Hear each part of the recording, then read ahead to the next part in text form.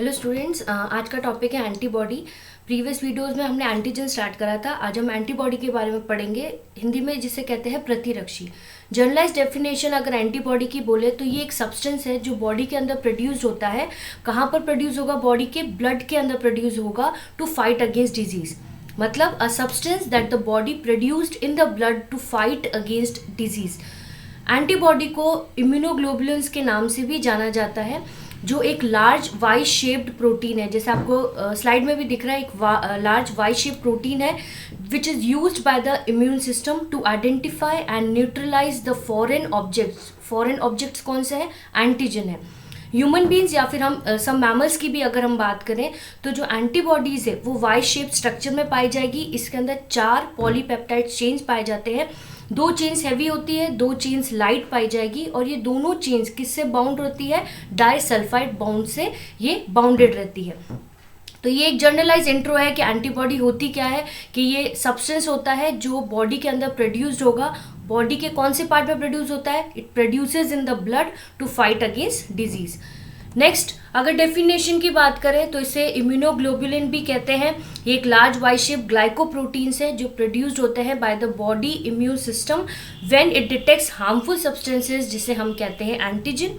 Synthesized कहाँ पे होंगे? ये बी लिम्फोसाइट, बी लसिका जहाँ वहाँ पर ये सिंथेसाइज्ड होंगे और secreted by the plasma cells. बेटा ये याद रखना है आपको कि ये सिंथेसाइज कहाँ से होता है और सिक्रीट कहाँ पर होते हैं। सिंथेसाइज्ड होंगे बी लसिका के अंदर, बी लिम्फोसाइट्स के अंदर, and it secreted by the plasma cells.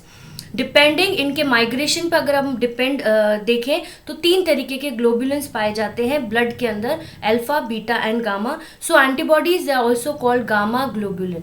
Hindi में भी यही पार्ट लिखना है आपको कि इन्हें इम्यूनोग्लोबुलिन कहा जाता है। इनका जो निर्माण है वो प्लाज्मा कोशिकाओं द्वारा किया जाता है। इनका जो प्रमुख कार्य है प्रतिजन को पहचान कर उनके साथ क्रिया करना, और जो प्रतिरक्षी का जो भाग है जो प्रतिरजन के साथ क्रिया करता है उसे पैराटोप कहते हैं। जो ऊपर की जो भाग है वहाँ पर जो बाइंड करेगा ये, उसे हम कहेंगे पैराटोप। तो ये आप अपने इंट्रो में डाल सकते हैं एंटीबॉडीज़ का। डिस्ट्रीब्यूशन ऑफ इम्यूनोग्लोबुलिन्स, जैसे हमने आगे बढ़ा कि ये ब्लड के अंदर पाया जाता है, तो जो इम्यूनोग्लोबुलिन है जिसे हम एंटीबॉडी कहते हैं, the molecules are found in serum, account for approximately 20% of the total plasma proteins.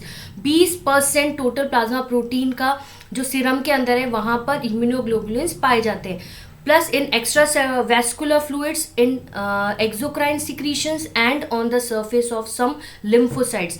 Serum के अंदर तो पाया जाएगा ही, प्लस ये कहाँ पाए जाते हैं?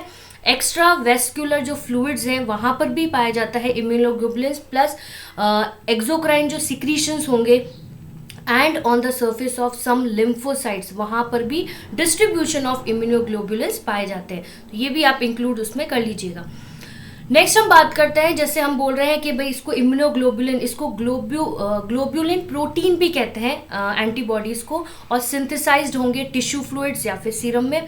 It reacts specifically with the antigen that stimulate their production. सबसे मेन बात कि ये क्या करेंगे? स्पेसिफिकली उसी एंटीजन के साथ रिएक्ट करेंगे और वहाँ पर क्या करते हैं? स्टिमुलेट करते हैं उसका प्रोडक्शन। 3 टाइप्स के ग्लोबुलिन जैसे हम पढ़े हैं वो प्रेजेंट रहते हैं बॉडी में, alpha globulin, beta globulin and the third one is gamma globulin, जिसे हम कहते हैं एंटीबॉडीज। तो यहाँ पे जो याद रखना बेटा आपको वो है कि एंटीबॉडीज कहाँ पाए जाते हैं? सिंथेसाइज्ड होते हैं सीरम के अंदर या फिर टिश्यू फ्लूइड के अंदर, रिएक्ट करेंगे specifically with the antigen that stimulates their production, and the last 3 तरीके ग्लोबुलिन पाए जाएंगे बॉडी के अंदर, alpha, beta and gamma. Gamma globulin को अपन एंटीबॉडीज भी कह सकते हैं। नेक्स्ट हम बात करते हैं इम्यूनोग्लोबुलिन की, के वर्ल्ड हेल्थ ऑर्गेनाइजेशन जो WHO है, उन्होंने ईयर 1964 में कॉइंड कराया था टर्म इम्यूनोग्लोबुलिन, जिससे IG एक दिया हुआ है, IG for the term antibody. The immunoglobulins not only includes the antibody globulin but also, मतलब यहाँ पर बताया गया है कि जो इम्यूनोग्लोबुलिन है not only include the antibody globulin but इसके अंदर क्रायोग्लोबुलिन्स भी पाए जाते हैं, मैक्रोग्लोबुलिन्स भी पाए जाते हैं, प्लस एबनॉर्मल माइलोमा प्रोटीन्स भी पाए जाएंगे in spite of antigen globulins के अलावा। Immunoglobulins are immunologically active serum protein. सबसे मेन बात जो है कि ये जो है प्रतिरक्षात्मक रूप से सक्रिय सीरम प्रोटीन्स भी होते हैं। ये भी आप अपने आंसर में इंक्लूड कर लीजिएगा कि एक एक्टिव सीरम प्रोटीन्स के तौर पे भी इनको यूज में लिया जाता है। तो यहाँ जो याद रखनी है वो है कि जो WHO है, वर्ल्ड हेल्थ ऑर्गेनाइजेशन है, उन्होंने 1964 में इम्यूनोग्लोबुलिन टर्म दिया था एंटीबॉडी को। एंटीबॉडी ग्लोबुलिन्स के अलावा भी क्रायोग्लोबुलिन्स, मैक्रोग्लोबुलिन्स प्लस एबनॉर्मल माइलोमा प्रोटीन्स भी इसके अंदर पाए जाते हैं और इसके अंदर प्रतिरक्षात्मक रूप से सक्रिय सीरम प्रोटीन्स भी पाए जाएंगे। Immunologically active serum proteins are also found in immunoglobulins. ये आप इसमें इंक्लूड कर दीजिए। नेक्स्ट हम पढ़ते हैं इनका स्ट्रक्चर पे। अब हम आते हैं तो इम्यूनोग्लोबुलिन्स एक ग्लाइकोप्रोटीन्स हैं। इनके अंदर जो शेप्ड मॉलिक्यूल रहता है वो कैपिटल Y या फिर T शेप्ड मॉलिक्यूल पाया जाएगा। जैसे हिंदी में भी इसमें लिखा है कि इनका आकार Y या T शेप का अणु है। Made up of 4 polypeptide chain, 4 polypeptide श्रृंखलाओं से ये बना हुआ रहता है। Out of these 2 chains are short, also called as light chain. इन दो जो 4 पॉलीपेप्टाइड चेन में जो 2 पॉलीपेप्टाइड चेन होगी वो शॉर्ट हो सकती है, जिसे हम कहेंगे लाइट चेन, जिसको डिनोट करते हैं L चेन या फिर हिंदी में कहेंगे L श्रृंखला। Other 2 chains are longer chains, जिसे कहते हैं heavy chain. They are denoted by H chain और ये भी क्या है, आइडेंटिकल है और इनका डिनोशन होता है H श्रृंखला। तो 4 पॉलीपेप्टाइड चेन से बना हुआ है। 2 चेन तो हैवी रहती है, H चेन जिन्हें कहते हैं, हिंदी में कहते हैं H श्रृंखला, और 2 चेन जो लाइट है उन्हें कहेंगे अपन लाइट चेन या फिर L चेन या फिर L श्रृंखला। ये चारों चेन क्या है, आइडेंटिकल होगी, एक समान ये पाई जाती है। Each light chain is made up of 214 amino acids, और वहीं अगर हैवी चेन की बात करें it is made up of 450 to 700 amino acids. याद रहता है आपको फिगर तो वेल एंड गुड है, बट हार्ड एंड फास्ट ऐसा नहीं है कि आपको अमीनो एसिड उतने ही वहाँ पर मेंशन करने हैं। इतने रेंज आप देख लेना, 200 के अंदर अमीनो एसिड पाए जाते हैं लाइट चेन के अंदर। हैवी चेन नाम से पता चला है यहाँ पे चीज़ भारी है, तो वहाँ पर अमीनो एसिड की जो वैल्यू है वो भी थोड़ी ज़्यादा होगी। 450 से 700 अमीनो एसिड्स पाए जाते हैं हैवी चेन के अंदर। तो एक जनरलाइज स्ट्रक्चर है कि इम्यूनोग्लोबुलिन्स क्या है, एक ग्लाइकोप्रोटीन हम कह सकते हैं। इसके अंदर Y या T शेप्ड मॉलिक्यूल का स्ट्रक्चर पाया जाता है। 4 पॉलीपेप्टाइड चेन्स पाई जाएगी, 4 पॉलीपेप्टाइड श्रृंखलाएं पाई जाती है, जिसमें से 2 लाइट चेन है और 2 हैवी चेन है। और ये जो चारों चेन्स हैं वो क्या है, आइडेंटिकल है, एक समान पाई जाती है, ना ज़्यादा छोटी होती है ना बड़ी होती है, एक समान ही पाई जाएगी। लाइट चेन के अंदर 214 अमीनो एसिड्स का रहता है सीक्वेंस, प्लस हैवी चेन्स के अंदर 450 to 700 amino acids are found. Next बात करते हैं, जो 2 लाइट चेन्स हमने बात करी, बेसिकली 2 लाइट चेन्स कौन से उसके अंदर है, कापा एंड लैम्डा। 2 तरीके की चेन पाई जाएगी, K type and L type. Heavy chains की अगर हम बात करें तो इसके अंदर 5 तरीके के अमीनो एसिड्स जो हम इसके डिफरेंट टाइप्स पाए जाएंगे, gamma, alpha, mu, delta and epsilon.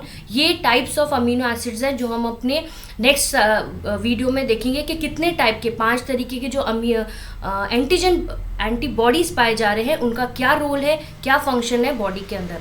तो हैवी चेन्स को अंदर 5 टाइप के पाए जाते हैं एंटीबॉडीज, जिसे कहते हैं gamma, alpha, mu, delta and epsilon. और जो लाइट चेन्स है उनके अंदर 2 तरीके की चेन्स पाई जाएगी, कापा एंड लैम्डा। डायग्राम्स में भी आप देख सकते हैं H श्रृंखला पाई जा रही है और साथ के साथ L श्रृंखला पाई जा रही है। तो मैंने इन दोनों को, हैवी एंड लाइट को डिनोट करा हुआ है हिंदी में भी, तो आपको इजी रहेगा देखने में कि L जो श्रृंखला बोल रही है वो लाइट चेन है और जो हैवी चेन है उसको हमने डिनोट करा है H श्रृंखला से। तो 2 वेरिएबल्स भी पाए जाते हैं, वो हम अपनी नेक्स्ट स्लाइड में देखेंगे। बीच में इनके डाइसल्फाइड बॉन्ड्स भी पाए जाते हैं, प्लस एक कांस्टेंट रीजन भी पाया जाता है। नेक्स्ट हम बात करते हैं, ये एक जर्नलाइज्ड डायग्राम है एंटीबॉडी का स्ट्रक्चर का, जहां पर light chain and heavy chain denote हुआ है, जिसे हल्की पॉलीपेप्टाइड श्रृंखला भी कहते हैं और भारी पॉलीपेप्टाइड श्रृंखला से भी डिनोट कर सकते हैं। इन दोनों श्रृंखला के बीच में डाइसल्फाइड ब्रिजेस पाई जाएगी, जिसे हम कहते हैं डाइसल्फाइड बंधक। ऊपर आप देख सक रहे हैं वेरिएबल रीजन और हैवी चेन। अब इसके अंदर अस्थिर भाग और स्थिर भाग 2 तरीके के भाग पाए जाएंगे, मतलब variable regions and constant region 2 तरीके के भाग पाए जाते हैं। और ये दोनों भाग हैवी एंड लाइट दोनों चेन्स में होते हैं। जैसे ऊपर से अगर हम देखें, वेरिएबल रीजन हैवी चेन के ऊपर अस्थिर भाग भारी श्रृंखला के अंदर पाया जा रहा है, साथ के साथ जो अस्थिर भाग है वो हल्की श्रृंखला के अंदर भी पाया जाता है। On the same hand constant region की अगर बात करें, जो स्थिर भाग है वो भी हल्की श्रृंखला प्लस कांस्टेंट रीजन हैवी श्रृंखला के अंदर भी पाया जाएगा।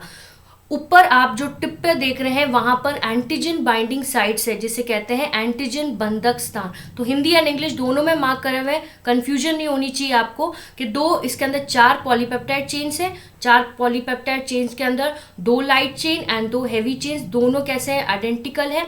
और ये दोनों चेन्स किसके साथ बंधक बने हुए हैं, मतलब इनके बीच में डाइसल्फाइड्स बॉन्ड पाया जा रहा है। Plus variable regions and constant region, दो तरीके के भाग, अस्थिर भाग एंड कांस्टेंट को कहते हैं स्थिर भाग पाए जाते हैं हल्की श्रृंखला के अंदर प्लस भारी श्रृंखला के अंदर, मतलब लाइट चेन्स के अंदर एंड हैवी चेन्स के अंदर। तो आप ये डायग्राम्स भी अपने आंसर में इंक्लूड कर सकते हैं। नेक्स्ट हम बात कर रहे हैं, on one end of chain is called as amino acid terminal end और एन टर्मिनल एंड। जैसे जो चेन्स है वहां पर अगर हम आगे उसके आगे वाली श्रृंखला के छोर की बात करें तो वहां पर एन टर्मिनल पाया जाता है, उसे हम कह सकते हैं अमीनो एसिड टर्मिनल एंड। और अगर दूसरी बात करें, जो दूसरा छोर है श्रृंखला का, उसे हम कहेंगे कार्बोक्सी टर्मिनल एंड या फिर सी टर्मिनल एंड। तो ये भी मैंने मार्क करा हुआ है हिंदी में कि एन टर्मिनल जो श्रृंखला का आगे वाला छोर है और जो पीछे वाला छोर है उसे हम कहेंगे सी टर्मिनल। एन टर्मिनल को अमीनो एसिड टर्मिनल एंड भी कहते हैं और जो सी टर्मिनल है उसे कार्बोक्सिल टर्मिनल एंड के नाम से भी डिनोट कर सकते हैं। नेक्स्ट हम बात कर रहे हैं, जो 4 चेन्स की हमने बात करी, 4 पॉलीपेप्टाइड चेन्स की हमने बात करी, तो the 4 chains are interconnected by interchain disulfide bond. उनके अंदर एक इंटरचेन डाइसल्फाइड बॉन्ड पाया जाता है। 2 हैवी चेन्स जो लिंक्ड होती है वो 13 इंटरचेन डाइसल्फाइड बॉन्ड से इंटरकनेक्टेड रहेगी, मतलब लिंक्ड रहेगी। ये चीज़ बेटा आपको यहाँ पे याद रखनी है कि जो चारों चेन्स हैं वो किससे कनेक्टेड है, डाइसल्फाइड बॉन्ड से उनका इंटरकनेक्शन हुआ है। जो हैवी चेन्स की मैं बात कर रही हूँ वो श्रृंखला 13 इंटरचेन डाइसल्फाइड बॉन्ड से कनेक्टेड रहती है, और जो लाइट चेन है वो हैवी चेन्स के साथ सिंगल इंटरचेन डाइसल्फाइड बॉन्ड बनाती है। हैवी के अंदर 13 डाइसल्फाइड बॉन्ड पाए जाते हैं और जो लाइट चेन है वो हैवी के साथ सिंगल इंटरचेन डाइसल्फाइड बॉन्ड का निर्माण करेगी, या फिर कह सकते हैं वो श्रृंखला से जुड़ी हुई पाई जाएगी। मैंने हिंदी में भी मार्क करा है एल श्रृंखला एंड एच श्रृंखला, मतलब light chain and heavy chain, और जो इंटरचेन डाइसल्फाइड बॉन्ड है वो मैंने भी डिनोट करा हुआ है। आप हिंदी में भी देख सकते हैं कि ये जो है पाए जाते हैं अपने चारों चेन्स के बीच में। तो ये चीज़ आपको स्ट्रक्चर ऑफ एंटीबॉडीज़ के अंदर इंक्लूड करना है, हिंदी एंड इंग्लिश दोनों में है, तो आपको कन्फ्यूजन नहीं होगी। प्लस डायग्राम के अंदर भी मैंने हिंदी में मार्क कर लिया है, इनकेस आपको समझ नहीं आ रहा है तो आप हिंदी की लेबलिंग देख सकते हैं। नेक्स्ट हमने जैसे बात करी, तो जो इम्यूनोग्लोबुलिन्स है इट कंसिस्ट ऑफ 2 रीजन्स। कौन कौन से हैं, variable region and constant reason. जैसे मैंने आपको बोला था अस्थिर भाग या अस्थिर क्षेत्र या फिर स्थिर क्षेत्र, V region and C region. Diagram में भी मार्क है वेरिएबल रीजन्स जो उसके टॉप मोस्ट श्रृंखला के ऊपर पाया जाएगा एंड कांस्टेंट रीजन्स पाया जाएगा। कांस्टेंट रीजन जो यहाँ याद रखना है वो आपको है, जो कांस्टेंट रीजन है अपना, वहाँ पर amino acid sequence remain constants. जो अमीनो एसिड का सीक्वेंस रहेगा वो कांस्टेंट पाया जाता है in most of the immunoglobulins.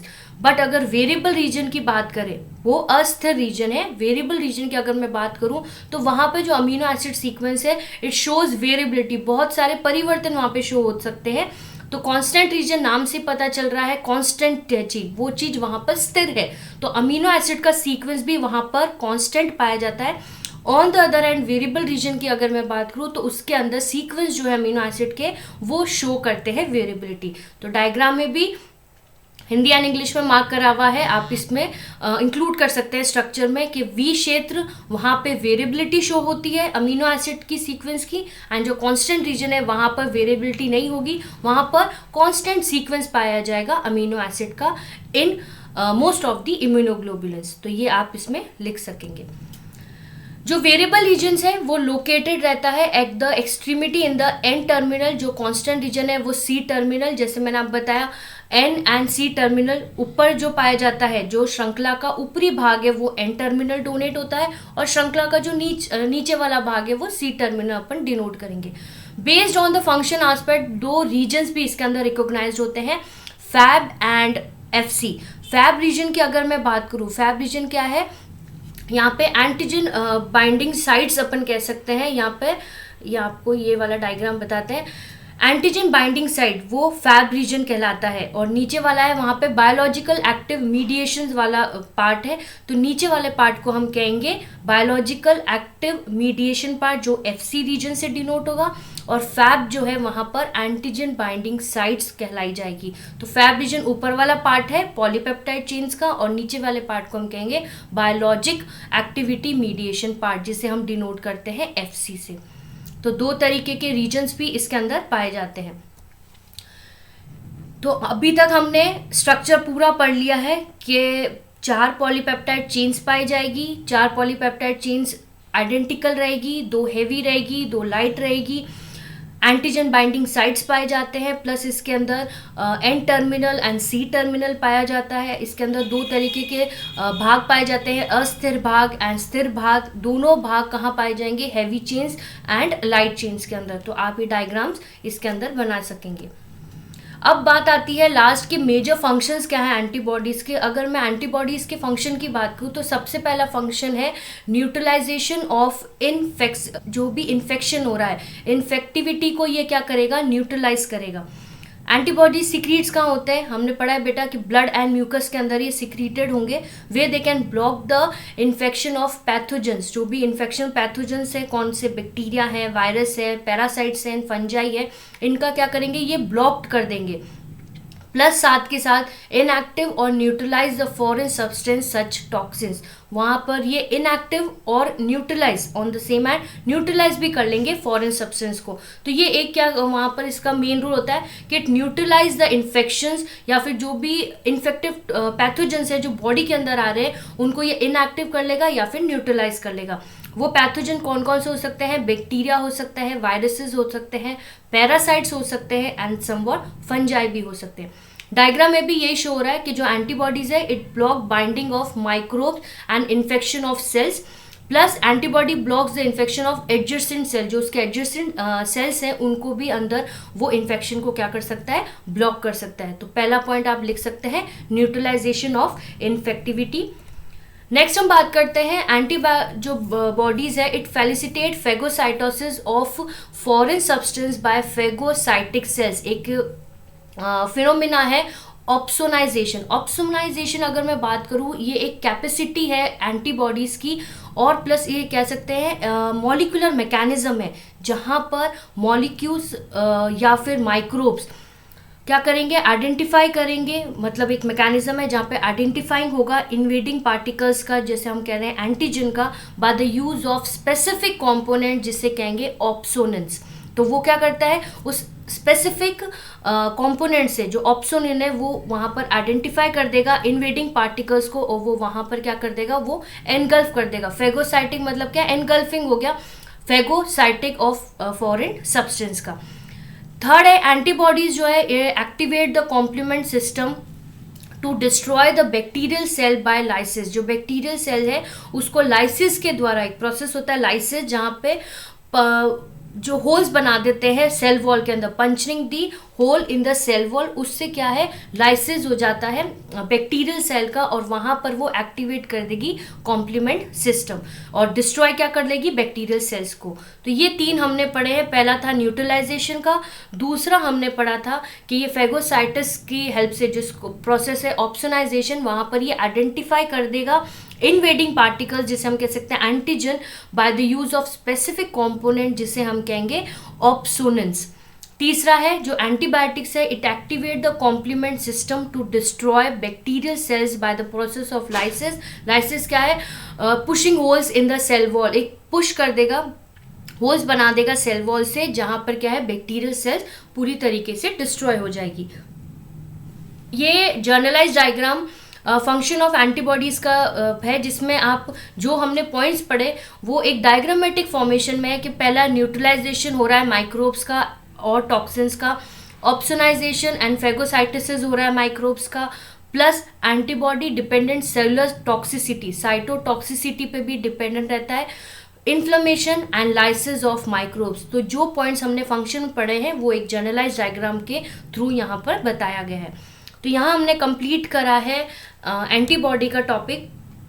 Next videos में हम पढ़ेंगे एंटीबॉडी के टाइप्स, जो 5 टाइप हमने पढ़े हैं हैवी चेन्स के अंदर, उनके टाइप्स पढ़ेंगे, उनके फंक्शंस पढ़ेंगे कि बॉडी के अंदर वो क्या रोल प्ले करते हैं।